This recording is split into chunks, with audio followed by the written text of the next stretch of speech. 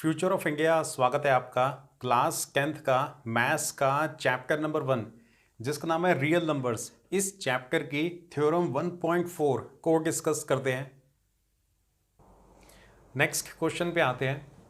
Chapter number 1 की theorem 1.4 को discuss करते हैं। चलो क्वेश्चन की स्टेटमेंट पे आते हैं।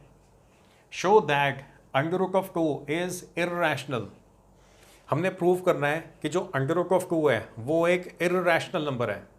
जितने भी इस तरह के क्वेश्चंस होते हैं ना जिनके अंदर इर्रेशनल प्रूफ करना होता है वो सारे के सारे क्वेश्चंस सुपर इंपॉर्टेंट हैं। आपने बहुत अच्छे से प्रिपेयर करने हैं और एग्ज़ाम के अंदर एकदम परफेक्ट तरीके से लिख के आना है ताकि आपको पूरे के पूरे मार्क्स मिले। तैयार हो फिर? चलो स्टार्ट करते हैं। देखो, हमने प्रूव करना है कि अंडर रूट ऑफ 2 वो एक इर्रेशनल नंबर है, लेकिन आप अपने आंसर की स्टार्टिंग की फर्स्ट लाइन में एकदम इसका उल्टा एज्यूम करोगे। हमने प्रूव करना था कि अंडर रूट ऑफ 2 इर्रेशनल है, लेकिन हम बोलेंगे नहीं नहीं नहीं नहीं, ऐसा थोड़ी हो सकता है। अंडर रूट ऑफ 2 और इर्रेशनल हो ही नहीं सकता, ये तो एक रैशनल नंबर है। एकदम उल्टा है लिखना है आपने।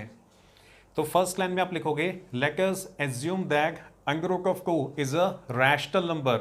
हमने मान लिया कि ये जो अंडर रूट ऑफ 2 है वो एक रैशनल नंबर है। अब आपको ये पता है ना कि जितने भी रैशनल नंबर्स होते हैं उन्हें तो पी बाई क्यू की फॉर्म में लिख सकते होते हैं।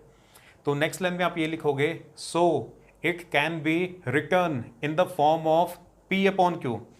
अगर ये वाला नंबर एक रैशनल नंबर है तो इस नंबर को हम पी अपॉन क्यू की फॉर्म में लिख सकते हैं। लास्ट साथ में ये जरूर लिखना है where q is not equal to zero. ये जो डिनोमिनेटर में क्यू है ना उसकी वैल्यू कभी भी जीरो नहीं हो सकती, क्योंकि division by zero is not a defined mathematical operation. आप किसी भी नंबर से डिवाइड कर सकते हो लेकिन जीरो से डिवाइड नहीं कर सकते। डिनोमिनेटर में कभी भी जीरो नहीं आ सकता। और साथ में ये भी जरूर लिखना है and P and Q R को प्राइम इंटीजर्स। ये जो पी और क्यू है ना ये दोनों के दोनों को प्राइम इंटीजर्स हैं। को प्राइम नंबर्स वो होते हैं जिनके बीच में कोई भी कॉमन फैक्टर नहीं होता, जो किसी भी नंबर से ना डिवाइड नहीं होते। एग्जाम्पल से समझो आप, जैसे 8/10 ये को प्राइम नहीं है क्योंकि देखो 2 से डिवाइड हो रहे हैं ना दोनों। 2 से डिवाइड करके 4/5 आ जाएगा। अब ये को प्राइम है। 4 और 5 ये को प्राइम है क्योंकि ये किसी भी और नंबर से डिवाइड नहीं होते। 8 और 10 ये को प्राइम नहीं है क्योंकि इनके बीच में कॉमन फैक्टर है। 2 से ये दोनों डिवाइड हो जाते हैं। तो को प्राइम इंटीजर्स क्लियर हुआ आपको क्या होता है? जो ऐसे नंबर्स होते हैं ना जिनके बीच में कोई भी कॉमन फैक्टर नहीं होता, जो किसी भी नंबर से डिवाइड नहीं होते, उन्हें बोलते हैं को प्राइम इंटीजर्स। तो अंडर रूट 2 रैशनल नंबर है तो इसे पी बाई क्यू की फॉर्म में लिख सकते हैं। तो हमने लिख दिया under root of 2 is equal to p upon q. यहां तक क्लियर हुआ? अब आगे चलते हैं। देखो लास्ट पेज पे ना हम यहां तक पहुंच गए थे under root of 2 is equal to p upon q. अब इसके आगे सॉल्व करते हैं। अगले स्टेप में आपने क्रॉस मल्टीप्लाई करना है। क्रॉस मल्टीप्लाई करके बन जाएगा under root of 2q is equal to p. अब देखो 2 के ऊपर ये जो स्क्वायर रूट का साइन है ना इसको हम हटाना चाहते हैं। स्क्वायर रूट के साइन को हटाने के लिए हमें दोनों तरफ ना स्क्वेयरिंग करनी पड़ेगी। तभी हमने लिखा है स्क्वेयरिंग बोथ साइड्स। आप पूरा भी लिख सकते हो, शॉर्ट फॉर्म में भी लिख सकते हो। तो स्क्वायर करने की वजह से ये रूट का साइन हट गया, सिर्फ 2 रहेगा। q का स्क्वायर q स्क्वायर और p का square p square. This is equation number 1। यहां तक आपको समझ में आया? पहले आपने क्रॉस मल्टीप्लाई किया, क्रॉस मल्टीप्लाई करके स्क्वेयरिंग बोथ साइड्स, दोनों तरफ आप स्क्वायर करके इक्वेशन नंबर 1 तक पहुंच जाओगे। अब देखो equation number 1 implies that 2 divides P square. Equation number 1 को एनालाइज करके ध्यान से ऑब्जर्व करके हम ये बोल सकते हैं कि ये वाला जो 2 है ना वो पी स्क्वायर को डिवाइड कर देता है। अब ये पता कैसे चला आपको कि जो 2 है वो पी स्क्वायर को डिवाइड कर देता है? क्योंकि ध्यान से देखो जो इक्वेशन नंबर 1 है ना वो इस फॉर्म के अंदर है dividend is equal to divisor into quotient plus remainder. यहाँ पे प्लस आगे तो कुछ है ही नहीं, तो इसका मतलब रिमाइंडर 0 है। रिमाइंडर 0 का मतलब कंप्लीट डिवीजन हो जाती है। तो ये जो 2 है ये पी स्क्वायर को डिवाइड कर देता है। Equation number 1 implies that 2 divides P square. Equation number 1 से हमें यह पता चलता है कि 2 पी स्क्वायर को डिवाइड कर देता है। ये वाला पॉइंट क्लियर हुआ आपको? अब नेक्स्ट पॉइंट पे आओ। अगर 2 पी स्क्वायर को डिवाइड कर देता है तो 2 पी को भी जरूर डिवाइड कर पाएगा। This is equation number 2। ये ना हमारे बुक में थ्योरम है, थ्योरम 1.3, वो आपको यही बताती है कि कोई नंबर या टू अगर पी स्क्वायर को डिवाइड कर सकता है तो वो पी को भी ज़रूर डिवाइड कर पाएगा। तो आपने ऐसे डायरेक्टली लिख सकते हो, अगर टू पी के स्क्वायर को डिवाइड कर सकता है तो टू पी को भी ज़रूर डिवाइड कर पाएगा। ये इक्वेशन नंबर 2 है। इक्वेशन नंबर 2 में बताना क्या लिखा हुआ है, 2 डिवाइड्स p। अगर 2 p को डिवाइड कर देता है तो हम लिख सकते हैं कि p is equal to 2c।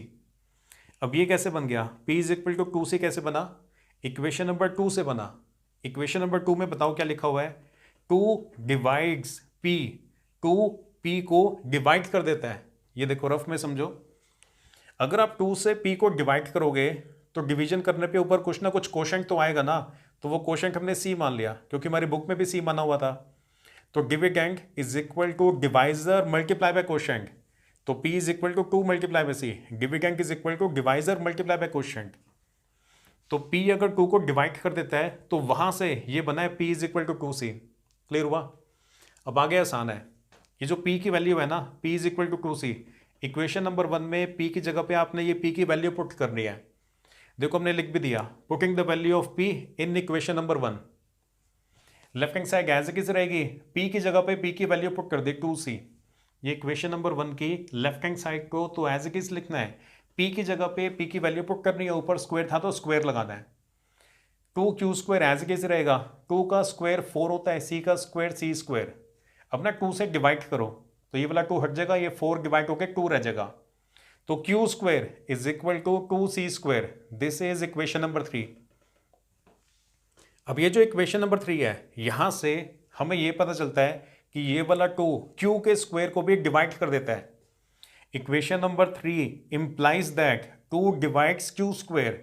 Equation number 3 से हमें ये पता चलता है कि ये जो 2 है ना वो q स्क्वायर को डिवाइड कर देता है।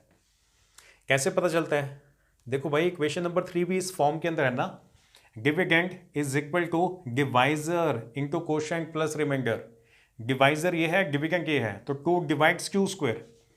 और अगर 2 q के स्क्वायर को डिवाइड कर सकता है तो 2 q को भी जरूर डिवाइड कर पाएगा। This is equation number 4।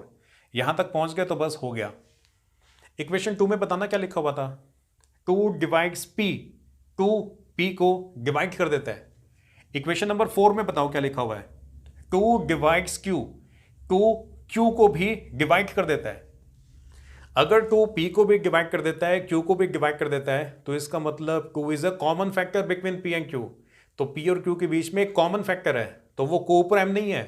तो जो स्टार्टिंग में हमने एज्यूम किया था ना, वही गलत हो गया। हमने माना था कि ये रैशनल है, जो कि गलत हो गया। तो यहां से प्रूव होगा कि ये एक इररैशनल नंबर है। नेक्स्ट लाइन में आप ये लिखोगे, फ्रॉम इक्वेशन 2 एंड 4, ये वाली इक्वेशन नंबर 2 और ये इक्वेशन नंबर 4, यहां से हम ये बोल सकते हैं कि 2 is common factor between p and q। Between को शॉर्ट फॉर्म में ऐसे लिख सकते हैं।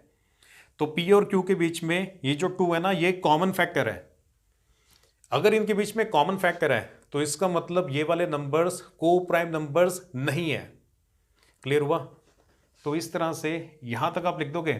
अब लास्ट लाइन में आप क्या लिखोगे उसे भी डिस्कस कर लेते हैं। तो नेक्स्ट लाइन में फिर आप ये लिखोगे, so p and q are not coprime. तो यहां से हमें यह पता चलता है कि p और q ये को प्राइम नंबर्स नहीं है।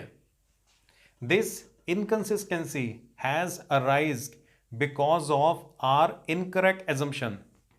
अब ये वाली जो कॉन्ट्राडिक्शन है, ये वाली जो इनकंसिस्टेंसी है, वो इसलिए पैदा हो रही है क्योंकि हमने स्टार्टिंग के अंदर जो एज्यूम किया था ना, वो एजम्पशन ही गलत है। हमने माना था कि अंडर रूट ऑफ 2 एक रैशनल नंबर है।